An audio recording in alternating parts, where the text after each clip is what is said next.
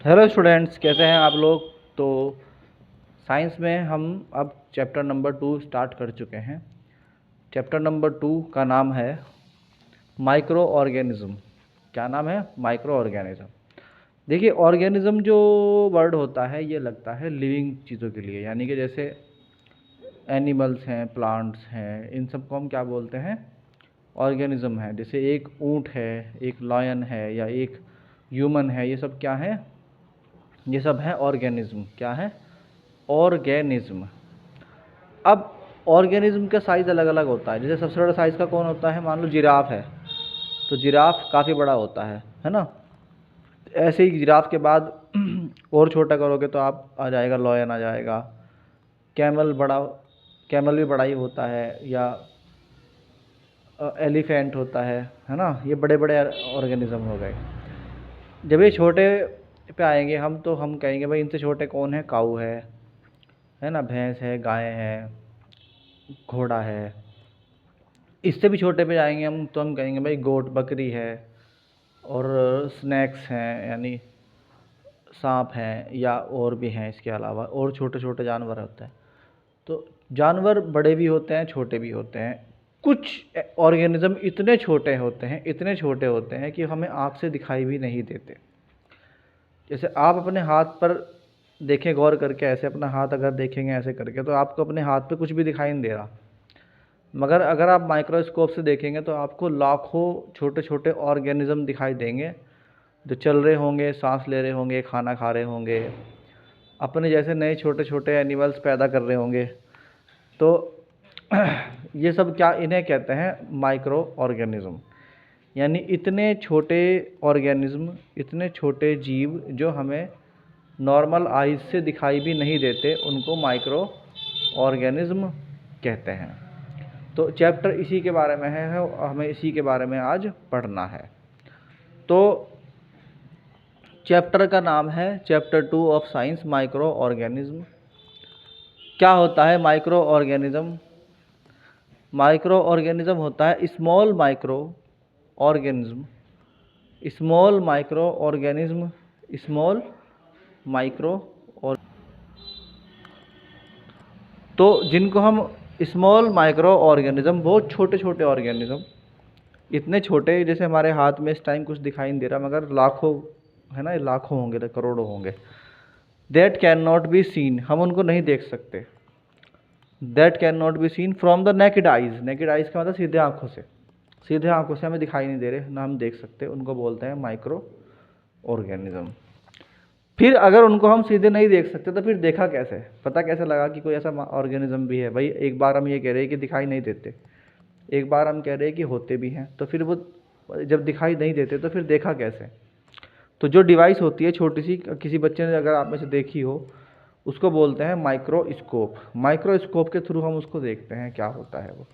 तो हम कहते हैं only be seen through microscope, सिर्फ माइक्रोस्कोप में दिखाई देते हैं। अगर हमें देखना है तो हम माइक्रोस्कोप लेना पड़ेगा, माइक्रोस्कोप में दिखाई देंगे वो। समझ में आई कि नहीं आई बात? है ना। उन्हीं को बोलते हैं आर कॉल्ड माइक्रो ऑर्गेनिज्म। क्या कहते हैं उनको? Micro organism. अब जैसे हम कहते हैं कि भाई जितने भी लिविंग ऑर्गेनिज्म हैं उनकी स्टडी को बोलते हैं बायोलॉजी, ऐसे जितने भी केमिकल्स हैं उनकी स्टडी को बोलते हैं केमिस्ट्री। ऐसे अलग अलग सब्जेक्ट के नाम होते हैं, हिंदी, इंग्लिश, है ना। सोसाइटी को पढ़ते हैं सोशियोलॉजी।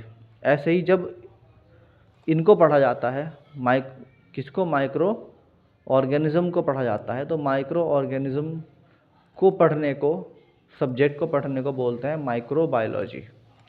तो हम कहते हैं द स्टडी ऑफ माइक्रोब्स और माइक्रो ऑर्गेनिज्म। माइक्रोब्स भी माइक्रो ऑर्गेनिज्म को ही बोलते हैं। ये ध्यान रखना कि शॉर्ट में इनको बोलते हैं माइक्रोब्स, MICROBES। इनको माइक्रोब्स भी कहते हैं। तो स्टडी ऑफ माइक्रोब्स और micro organism is called microbiology. तो अगर कोई पूछे कि भाई व्हाट इज़ माइक्रोबायोलॉजी, तो आप कहोगे कि स्टडी ऑफ माइक्रो ऑर्गेनिज्म और माइक्रोब्स इज कॉल्ड माइक्रोबायोलॉजी। एक और पॉइंट है, साइंटिस्ट हु स्टडी माइक्रोबायोलॉजी अब देखिए आप अभी 9th में हैं, 8th में हैं, 7th में हैं या 6th में हैं, या उसके बाद आप 9th करोगे, 10th करोगे, फिर 11, 12, फिर उसके बाद BSc MSc करोगे। तो जब आप BSc करोगे तो वहाँ पर माइक्रोबायोलॉजी के नाम से आपको एक अलग से ब्रांच दी जाएगी कि आप अगर पढ़ना है तो माइक्रोबायोलॉजी इस तरह पढ़ लें। अगर आप MSc करोगे तो MSc में माइक्रोबायोलॉजी अलग से आएगी। फिर अगर आप PhD करोगे तो PhD में माइक्रोबायोलॉजी पढ़ोगे तो आप कहला जाओगे माइक्रोबायोलॉजी के साइंटिस्ट, जिसको बोलते हैं माइक्रोबायोलॉजिस्ट। क्या बोलते हैं? माइक्रोबायोलॉजिस्ट। वे लोग जो इनकी स्टडी करते हैं, खासकर किसकी, छोटे छोटे जो ऑर्गेनिज्म होते हैं जो दिखाई नहीं देते, वो माइक्रोस्कोप के अंदर पढ़ते हैं, उनको बोलते हैं माइक्रोबायोलॉजिस्ट। क्या कहते हैं? माइक्रोबायोलॉजिस्ट। इस तरीके से एक और पॉइंट है कि इनका साइज़ क्या होता है। Their size is about 10⁻⁻6 metre, यानी 1 का 10वां हिस्सा करोगे तो 10⁻⁻1 कहलाएगा। अगर 100वां हिस्सा करोगे तो 10⁻⁻2 कहलाएगा। 1 मीटर का 3वां हिस्सा करोगे तो 1000वां हिस्सा करोगे तो क्या कहलाएगा? 10⁻³ कहलाएगा। अगर तुम किसी 1 मीटर लंबाई का 10⁻⁻6 करोगे, यानी कि 10 लाखवां हिस्सा करोगे, तो उतना छोटा सा साइज़ जो होगा ना, उसको बोलते हैं 1 माइक्रो, यानी 10⁻⁻6। तो हम कहते हैं कि 1 माइक्रो क्या होता है? 1/1 के बाद 6 जीरो लगा दो, इसको बोलते हैं 10⁻⁻6 मीटर। इसी को बोलते हैं 1 माइक्रोमीटर। इसीलिए इनका नाम माइक्रोब कहलाते हैं, क्योंकि माइक्रो में इनका साइज़ होता है 10⁻⁻6 में। तो अब दुनिया में सबसे पहले इनको जो देखा, वो देखा किसने? क्योंकि वैसे तो मतलब दिखाई देते नहीं है, तो किसी ने सबसे पहली बार देखा भी होगा इनको। तो जिसने सबसे पहली बार देखा उसका नाम था Anton, first seen by Anton van Leeuwenhoek. याद कर लो, Anton van Leeuwenhoek. Anton van Leeuwenhoek ने पहली बार इनको देखा। कब देखा? 1677 में देखा। 1677 में देखा पहली बार इनको। उसका नाम था एंटोन वैन लियनहॉक, साइंटिस्ट का नाम था। तो ये था हमारा पहला पार्ट ऑफ दिस चैप्टर। अब पढ़ते हैं सेकंड। Thank you.